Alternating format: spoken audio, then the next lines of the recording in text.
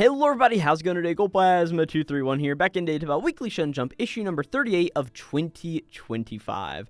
And yeah, this video is coming out about 3 weeks late. We have had 3 whole issues of Weekly Shonen Jump. Granted, that 3 issues is including this issue I'm talking about today, since I last did a video on Weekly Shonen Jump, which was even longer ago because the last issue was the combined issue number 36-37 of 2025.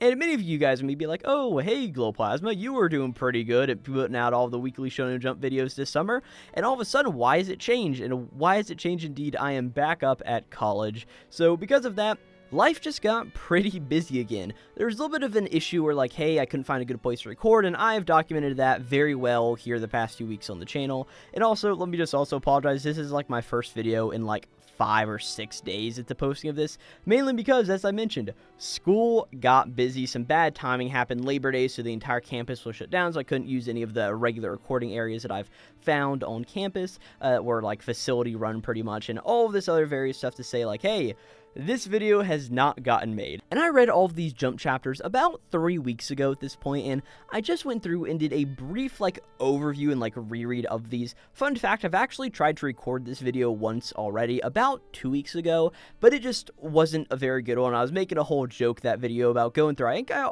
got almost all the way to Harukaze Mount for, like, this video is just not very good. It was already like an hour long, or not like an hour long, more like 40 minutes, just by the time I was going to kill Blue, and I'm like, all right, I need to redo this video and just figure it all out again. So that's sort of where we currently are, you know what I'm saying? So I did a version of this video where I was pretty much going through and like, hey, who's the manga or all of these series? And to be fair, I was getting most of them. Maybe I'll insert a clip of that episode in right here, but actually, no, I'm not doing that. It's a whole lot of work, and I still have to write the first scene of a television script by the time this day ends in like 8 hours. And edit this video, and play more Hollow Knight Silk Song, being that came out yesterday at the recording of this video. Man, I am really dating this thing for sure, right?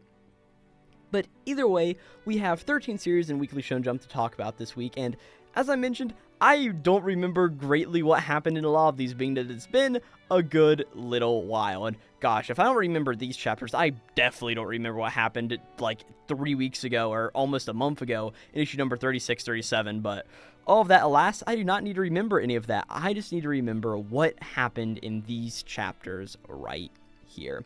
And I guess let's just go and get started. If you guys do not know how this video series works, it is pretty simple. I'm just pretty much going to be going through and rambling about all 13 of the series that I read in Weekly Shonen Jump. And by the end of this, we're going to have a list over here. And about the very end of the video, we are going to be ranking them from what I thought was the best chapter of the week all the way down to the worst chapter of the week and all of the other 11 spots in between. I'll also be picking who my favorite character was of the week as well. So yeah, without any further ado, let's just go ahead and get started talking about the manga. Of course, we're starting off with Kagurabachi chapter number 90. And this chapter, from what I remember, was a pretty straightforward one. It was mainly focusing on Kiri, one of the main members of the Kabanagi who we are getting focused on this arc so far, as she was going through and protecting Hakuri against this, like, long-armed, soulless, bug-eyed, elf-eared sorcerer person that had to do, like, knives in their hand and all of that various stuff. And we just saw a lot of a really cool moment about how Kiri fights in general, using this very massive sword that she is nicknamed Oni-chan, which I thought was a really funny thing, all things considered. But pretty much Kiri goes through, uses this sword, and in the process of using the sword, it just like dances with it almost to swing it around, because like she can't hold it by the hilt and swing it around effectively. She just doesn't have the power for that. But whenever she dances with it, she becomes a menace on the battlefield. She's able to take down this big sorcerer person. The very end of this chapter was this little bit of a reveal of like, hey, oh, look at this. Hokuto is here now. He's sitting on Hakuri's shoulder, pretty much. That's not very nice. And that's where we ended this chapter of Kagurabachi. It was a very good one for sure. I really liked Kiri's showing, all things considered. But over, like, me remembering all of the chapters this week, this one is probably one of the ones that I do remember the most faintly, for the fact of, like, hey, I do a Kagurabachi review series on this channel. I sort of have to remember what happens in chapters of Kagurabachi, you know? But I thought that Kagurabachi had a pretty good chapter this week. Next up was One Piece chapter number 1157. And this was a little bit of a weirder one. Of course, it delves into the whole idea of there is a lot going on in this flashback currently in One Piece's world. Now, mainly this chapter focuses on the whole idea of Shaki, who at this point now, of course, we had last chapter was all about like those idols on the sea, or I think it was last chapter, maybe been like 2 or 3 chapters ago at this point. But we got the whole idea about them, and we sort of see that as time sort of goes through and progresses on, Shaki ends up becoming the captain of the Kuja pirates, and eventually sort of just like disappears from the sea almost, right? During this time, we see there's a few other events. One of my favorite parts of this chapter is whenever we get this whole idea of how Harold is dealing with the entire world as things are going on, and of course how the Rocks pirates are causing trouble, right? Eventually, we just cut over to a bar on Elbaf where we see that Ida is like serving both Rocks and King Harold, and I love how Harold at this point has gone completely bald, and he's got these 2 black horns coming out of his skull. Of course, we know the whole plot point later that he eventually rips these out, and it's a very big deal. But of course, a little Rocks compared to Harold's giant size, pretty much. Hey, pun intended, you know what I'm saying? But we see that Harold is pretty much like sitting on the bar, or I'm not sorry, not Harold. We see that Rocks is also just like sitting on the bar here in the moment, and it's honestly a really funny scene as we just see like him sitting here, and the 2 are like, hey, join me, Harold, and Harold's like, I'm not going to do that. Like, hey, the world government is not going to be happy with me if I sort of join you, and I want giants in the whole world to sort of like be united in all of this peace, pretty much, right? Well, eventually, time passes, and oh man, Shaki reappears, or I guess Shakiyaku, whatever they're calling her at this point. Wow, oh my gosh, she's reappeared, and oh my gosh, she's come to the pirate island full of lead? Wow, that's crazy and insane. Why is she here, right? And we pretty much see that Shaki comes through and makes a bar, which is called Shaki's Rip-Off Bar on the pirate island of Full Lead. As we get this whole idea of like, oh my gosh, like Shaki made this bar, and just a little bit of narration says like, hey, this was the famed establishment of Pirate Island Full Lead, Shaki's Rip-Off Bar, noted for its month-long waiting list. We just get the whole idea of everybody on Full Lead was immediately loved by Shaki, and that she was welcome to pretty much own her bar here no matter what, right? And of course, as all this happens, Rocks returns to the island, sees all of this various stuff happening, and then the final scene of the chapter is a little bit of a weird one, as we cut over to Sacred Mary Joa, as the Gorosei are sort of like talking in their hall room, whatever that place, I'm sure it's got a name, I don't know what that name is, but as they're all sort of sitting there and talking with each other, eventually we just get this whole idea, right? Hey, if Harold wants to join the world government, then give him this ultimatum. If you warriors of Elbaf meet the following requirement, you'll be allowed to join the world government. And that requirement is to kill Rocks. And that's where we end this chapter. Really interesting, like, deep lore chapter of One Piece. I know I didn't really mention all of it too well, but that's just because there's really so much going on in this chapter of One Piece, and it's hard to remember all of it, like, 2 to 3 weeks later. It's one of the curses of One Piece. I don't understand how people remember things that happened in the series 20 years ago. It just doesn't make sense. But One Piece was a good chapter nonetheless this week. With that, next up is Ichi the Witch, chapter number 46, and this, oh my gosh, what a fun chapter of Ichi the Witch we have this week. This one is really focusing more on Kumagi and, of course, Spika's relationship, as we sort of learn a little bit of the backstory that's going on in between these two, right? As sort of we get this whole idea of like, hey, the ceremony has begun, Ichi's been shown off to the entire world, as we sort of just get this whole idea of like, hey, Deskros is signing some papers, Goku Raku is like introducing himself to all of these people, and Ichi is sort of like standing coldly off to the corner of a room because like, hey, he doesn't particularly want to be involved with all of this, right? Eventually, Spika sort of walks up to him and just like, hey, how's it going, Ichi? Mind if I get you a glass of water? And sort of does all of these various pleasantries. And eventually, it's this whole idea of like, hey, Kumagi comes up, she talks to the both of them. And eventually, Spika just brings up the whole idea of like, hey, this is my little sister here, maybe you shouldn't really give her too much attention and control over all of these things, and like this whole idea of like, hey, whenever the harder Kumagi tries, the more things tend to go awry, pretty much, right? As she holds up her hand to the eye patch on her eye, right?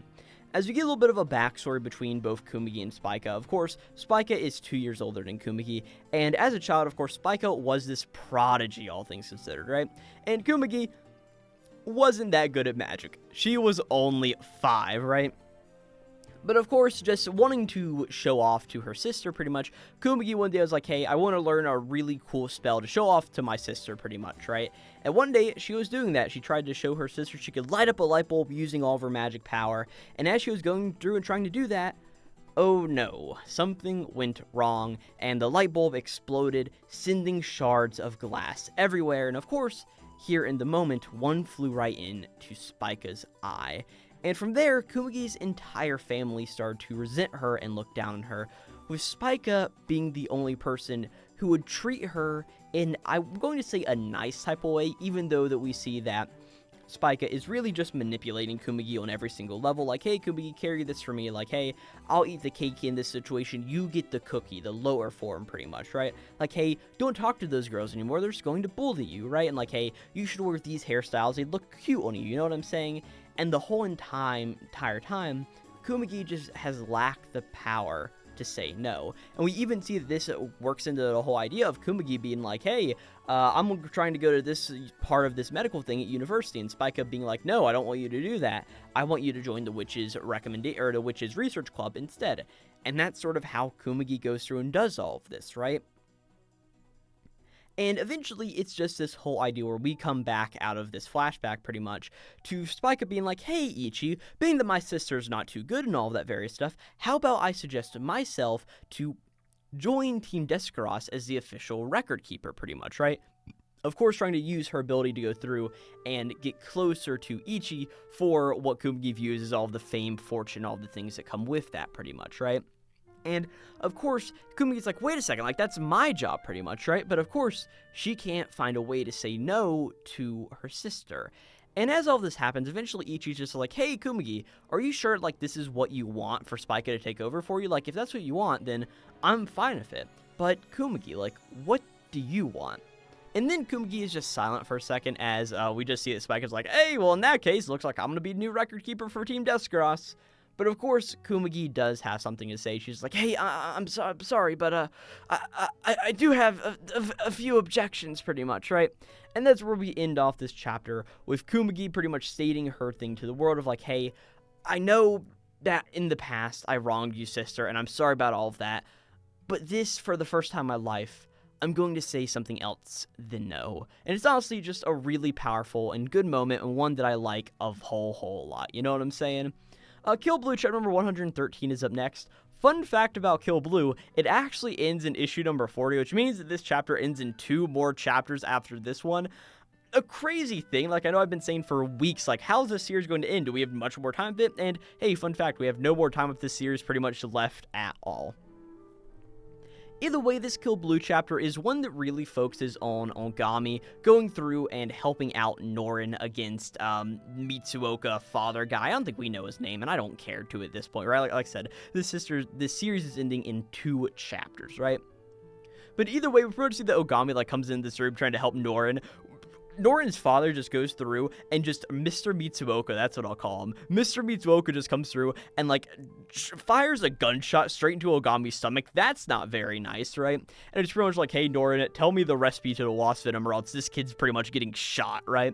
And eventually Norin spills up the entire thing, pretty much saying like, hey, the secret to the whole age regeneration thing or whatever it is, the secret is cherries. There's some enzyme in them that does whatever. It's pseudoscience stuff. It sort of is what it is. The answer is cherries. Ogami remembers, oh, wait a second, back in the day, whenever I first reverted back to my original form, it was because of cherries. That's really weird, you know what I'm saying, right? Well, eventually, Mr. Mitsuoka's like, oh man, this is so awesome, I finally have all the answers.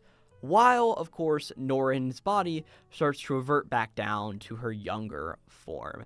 And pretty much we just get a little bit of the explanation, like, hey, Norin is like saying, Ogami, like, hey, thank you for helping me out this entire time, but this is going to be the end of me. I am Norin Hoshio. The Norin you know is Norin Mitsuoka. Please look after her and protect her. Thank you for helping me out in the way you did, Ogami, pretty much, right? And it's just a little bit of this weird thing where, like, hey, it's this tearful goodbye, even though regular Norin is just back here in a second. And the end of the chapter is Ogami being like, hey, I may have just gotten shot in the stomach, but I'm standing up again. Mr. Mitsuoka, we're going to put you down, pretty much, right? And that's where we end this chapter of Kill Blue. It's a little bit of a weird one. I'm definitely interested to see where this series ends up in 2 chapters, being that it is the end. And granted, I've not read any of that, but it's Manga World. I see spoilers on Twitter, and from what I know, it didn't seem to have a super satisfying conclusion, but of course, I won't know until I get there and read it myself, right? Next up is Harukaze Mound, chapter number 9, and this one is mainly finishing up the game between Ataru's team, I think it's what was Shinsen Gakua versus Odani? No, I think Odani's the team from Ekidon Bros. I was hoping not to be able to open up this chapter, but I think I'm going to have to. Yes, Shinsen Gakua and Hinazakura. Of course, Hinazakura is our main is our main character's team. I don't know why I forgot Hinazakura and remembered Shinsen Gakushua. That's a little bit of a weird thing right there, right? But honestly, there's a lot of really nice moments in this chapter from both Ibuki's perspective, from Wakamori's perspective, as pretty much like, hey, this game is a well-ironed machine that Hinazakura knew what was going to happen from the beginning with Ibuki's help and tutelage, pretty much, right? And it's a really nice chapter just going through and seeing all of this effectively happen. There's a really nice moment when we see that the ball actually got sent out that, of course, our main character, Nagiharu, threw out last time.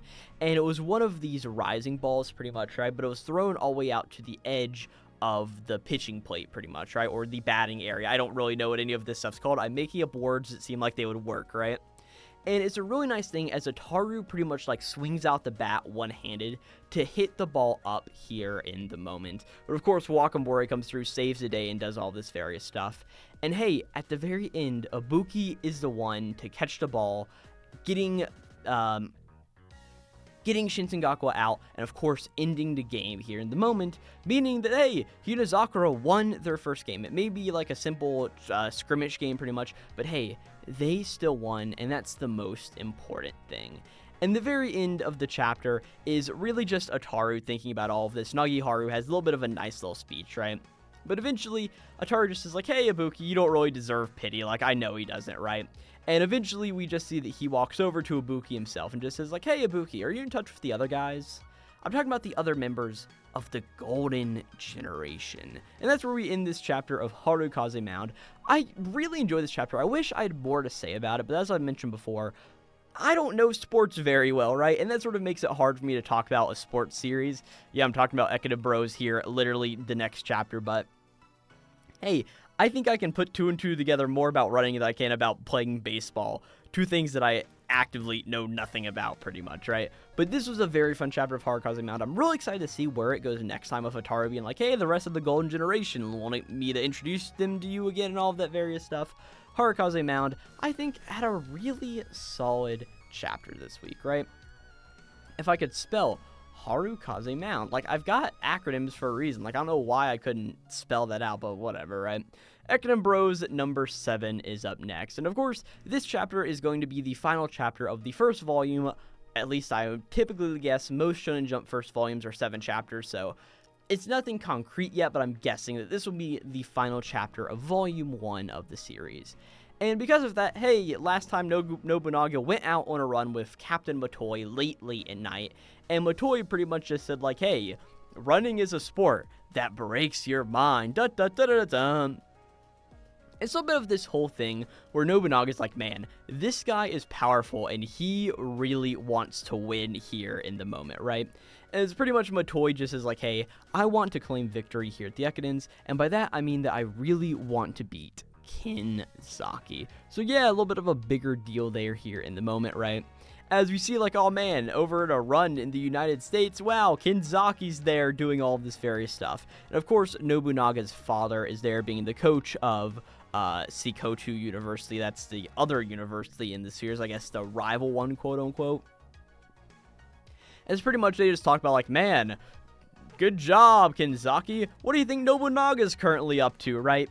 And eventually we then cut back to the present timeline of the series. It's no longer night, as we just see the official, like, team captain, like, it's not Motoi, but like the adult leader of the team of Odani University, just is like, hey, Ekidon is a team event pretty much, and because of that, we want to train up all of our young guys. There's this thing called the Oga Ekidon happening pretty soon, and hey, it's going to happen, and he says, like, Nobunaga, you're going to run in it. Wow, that's really cool. There's a bit of a conversation between Nobunaga, or not Nobunaga, The coach of the team and Matoys are just like, man, you liar. Don't you know that Nobunaga is going to be the fastest out of anybody? He's going to be faster than Kenzaki. I can tell it right now. And he's like, hey, but that means that I can't lose to him either, which means I've got to be better as well. The whole idea getting up to this point of, hey, look at this. Nobunaga is getting ready to run in his first Ekiden. He's like, things are about to be speeding up. As you see, this chapter is titled Stage 7, Starting Line. And that's where we end this chapter of Ekiden Bros. Again, not a whole lot to say about it, but even still, I just thought this was a very good chapter. Like, nothing really bad to say about it. Like, it was fun, there were some interesting things brought up, and I'm just interested to see where Ekiden Bros goes on from here. And honestly, I'm pretty excited to just continue on reading this series. And it does feel weird not reading Kaidagami anymore, but I'm very happy to have dropped that to continue reading Ekiden Bros. I know I'm probably weird for that, but I don't know, it sort of is what it is there, right? Ping Pong Peril, chapter number 6 is up next. And last time in Ping Pong Peril, this whole thing, like, man, Kirari and Tiara were doing ping pong against each other. Pretty much to sum up this chapter, Tiara sort of shows that he's not the smartest tool in the shed, pretty much, and goes through and ends up winning against Kiyoshi here in the moment. At some point, like, he flies over into the other side of the bathhouse whenever Kiyoshi uses, like, a super high-pressure shower thing, pretty much, right? But through all of this various stuff, we just see that, like, hey, while Tiara was thinking that he was going to have to win this battle by pretty much knocking out Kiyoshi with electricity, he ends up just winning the battle by just simply playing ping pong correctly and getting 11 points, even though at the very end of the day, he ends up falling into the bath as well whenever he, like, hits the last shot away.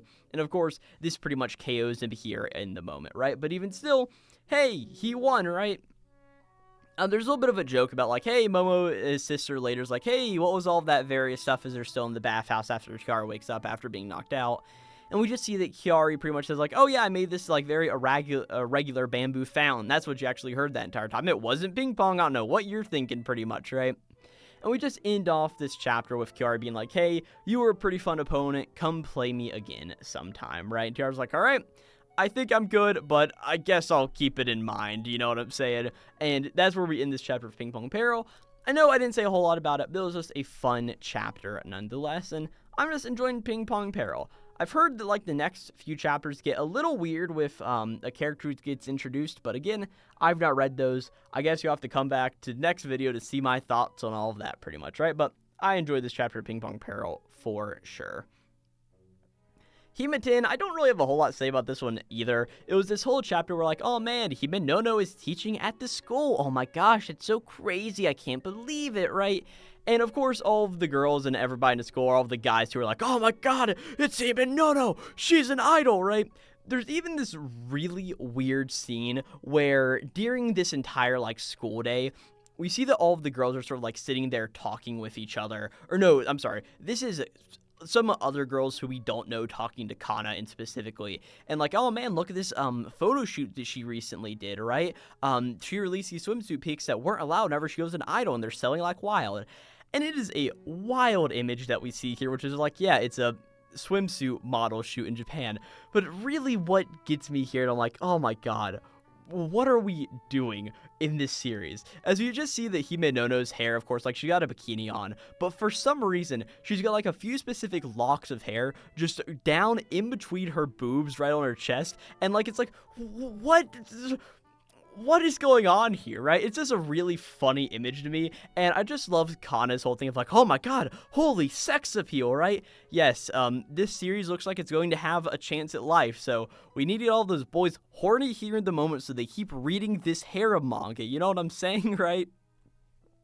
But either way, we get to this whole idea of eventually, yes, Hime Nono is being the main classroom teacher for Iyamori's class. She comes over, talks to Iyamori about all of this stuff, and Himari's like, oh, do you know this girl? And there's a little bit of a back and forth situation going on there.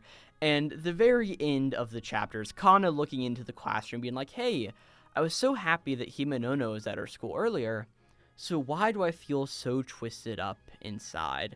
As of course, she just sees her and Iyamori interacting, and she doesn't want Iyamori stolen from herself. A nice chapter for sure. I enjoyed Hime-ten. I didn't enjoy Hematin. It was a weird thing. I'm so autopiloted to say with these responses in my head. No, Hematin was a weird chapter. We focused on a teacher character in a school, in a hair. It's always a weird thing whenever this thing happens, right? Ultimate Exodus Kiyoshi. Kiyoshi wins against Asura Roth.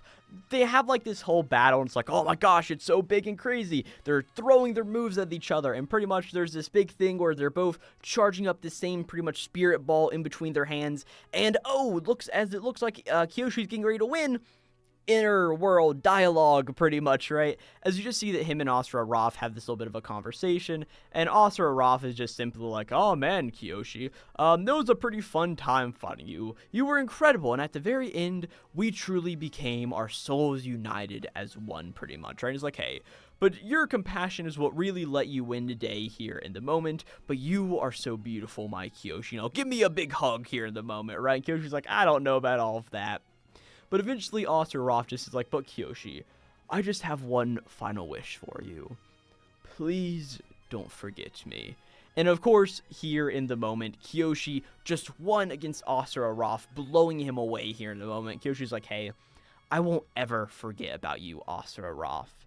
As look at this, the hole in the sky starts to seal up. As Kiyoshi has won the day, he looks back to Akari, who approaches her, and he's like, hey, we won! And just collapses here in the moment. On its own, this was a good chapter. I liked how we got some more of Kiyoshi's personality in the sort of like inner monologue flashback moment, and I did enjoy it very well. But it's a little bit of a weird thing where if we take this entire arc before this chapter, there's some problems there. And even though this chapter I think was very good standalone, all of those issues that come before it really do influence how I view this chapter in general. So even though, yeah, Kiyoshi won, it was a satisfying chapter, seeing the whole thing with Asura Roth, it still is a little weird. And yeah, I like the Ultimate Exodus Kiyoshi, but if the arc before it was any bit better, I feel like this chapter would have hit so much harder. Next up is Akane Banashi chapter number 170, and hey, would you believe this? Akane Banashi got the color page of Weekly Shonen Jump, or they got the cover of Weekly Shonen Jump this week, all for the reason of we finally, 170 chapters in, we have an anime announcement. So of course, we just have the first color page and of course the double page color spread. So like, hey, everybody celebrating TV anime announced. It's a really cool thing, right? And what's even cooler is that this is a Karashi chapter. Now, fun fact, I have 15 minutes, so I need to be out of this room. So as much as I would love to talk about this chapter, I'm going to have to speed it up a little bit because I do not have this room reserved for a great amount of time, but it should be enough time for me to finish off this video really fast, right? This is a really nice Karashi chapter, pretty much going through his whole relationship with his mentor, Inzo Sanmati. And there's just a really nice conversation between two of them. I find it really funny how Sanmati's head is just like a square brick. It just messes with me, even though it's like so funny. We get a really cool single page spread of like him just doing his whole Rakugo thing. And it's just a really nice chapter about their relationship and just like how the regular mentoring things works and how Karashi normally complain about all of that. But here in the moment, he wants to stream so bad, he doesn't mind going through all of this various stuff, right? And it's just a really nice chapter, and as much as I would love more time to talk about it, I just don't. But just know, this was a great chapter of Akane Banashi. Blue Box chapter number 207 was a really simple one, all things considered. Pretty much like, hey, after the big trip, Shinatsu and Taiki are over at Shinatsu's place. Karin's also there, and they're all talking to each other about their relationships, pretty much, right? It's this whole thing where Haru and Karin are having a little bit of a hard time right now, and wow, Shinatsu and Taiki's relationship ends up helping the two of them out. There's a little bit of a weird moment about halfway through where we just see like, oh man, the two of them are sort of going through and hanging out. And then all of a sudden, like, Karin leaves, and the two of them start to make out here in the moment, and like, oh no, all of a sudden, she comes back in, it's like, oh no, an intrusion of our privacy, pretty much. Not really a whole lot to say about this chapter of Blue Box, though. I did enjoy it, just there isn't a whole lot for me to say about it here in the moment. I think we had a color page to open up this chapter that I sort of remember being a nice one. I'm not going to reopen the chapter, pretty much, right? And of course, the Elusive Samurai chapter number 214. Again, this chapter is just building up to the whole idea at the end of the chapter of, oh my gosh, guys, can you believe it? The final battle is about to begin. as we just see all of the allied forces here in the moment. Of course, like, hey, Tokuyuki's here, of course, with all the elusive warriors. Uesugi Dono is here, helping them out, of course. And we also get reintroduced to the Nita brothers. Of course, we knew the regular old Nita who we saw throughout the beginning parts of the story. But now we just get introduced to Nita's brother named Nita Yoshiyume. He's a character who I don't really think is going to be that important, but, like, just for the sake of this being a historical manga, he needs to get introduced at some point, being that I'm sure he'll play some sort of key role here in the final battle. There's honestly a really funny joke whenever all of the characters are like, man, there's a bratty Nita now? Like, this is a little bit of a weird thing. But eventually they realize that he's a big idiot as well, and they're like, man, this is actually fine. The world's balance is just normal as can be. And of course, the final party they are joined by is, of course, the Suwa Grand Shrine. As we see that, hey, Yoritsugu is here. That's really neat and cool, right? But the whole idea of this chapter is just building up to now we are going to get started and have the final battle. And I'm also glad that we scrolled all the way to the beginning of the chapter. I know you guys don't see that, but I personally did, right? There's a little bit of a cool thing where pretty much, oh, what's her name? Natsu was pretty much like dashing around the battlefield, spreading out all of this various information, and eventually gave some to, like, hey, Akie's father, here's some information you need. A little bit of a cool thing there, right? But that is the elusive samurai. It means that I got through like 3 chapters in a very quick amount of time because I needed to talk about this Witch Watch chapter number 213. This chapter is titled Childhood's End. Part 2. And of course, last time Nico was reading out all of these letters to all of the characters in the Otogi household, but Morito stopped her before she could. And of course, this makes Nico very upset, and she pretty much goes and leaves out of the Otogi house right here in the moment.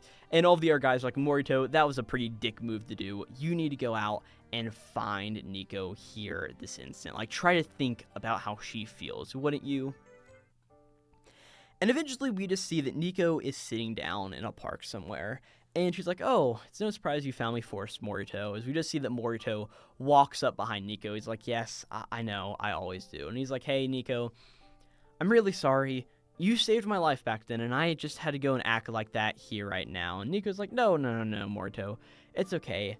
I know how important I am to you. And Morito just is like, yes. I was born an ogre in the human world, and my mom died when I was still young. For most of my life, I had no idea what I was supposed to do. But then when I was told I had a duty to protect you, all of a sudden, it felt like the world opened up to me. I've done things my own way, mostly ignoring the world, but after we started living together, my life was so much brighter and fuller. To me, serving you gives my life meaning. And that's just the kind of person I am.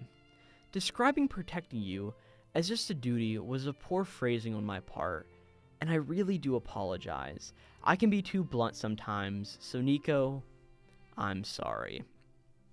As we see that Nico just goes and rustles around her pocket, and pulls out the sheet of paper, of course, the letter that she was going to read in Morito, and just says like, oh, hey, Morito, this is my letter to you, and it's actually blank. I didn't want to write down some prepared speech.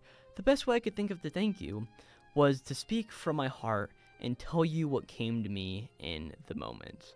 And the rest of the Otogi household then finds Nico and Morito here in this moment, but they see what's going on and pretty much take a step back, as Morito's like, hey Nico, I'm ready to listen to you, right? As Nico just starts saying, Moi, you raised me with the care and dedication of a real parent. I can never thank you enough. And because of that, I got to experience so many things about being a kid that I didn't get to experience the first time around. Gathering around the table and eating together as a family, chatting together, laughing together, going to elementary school and middle school like a normal girl, making tons of friends. Whenever I had a recital, you were always there to watch, and every time you praised me, telling me that I did great. I didn't have a dad growing up, and you gave me both a dad and a normal childhood. But every time I thought of you as a dad, I felt a little twinge in my heart, a sting you could call it. When I got back to being 14, all of the memories I'd collected really soaked in, and I knew exactly what it was. Moi, I'm in love with you.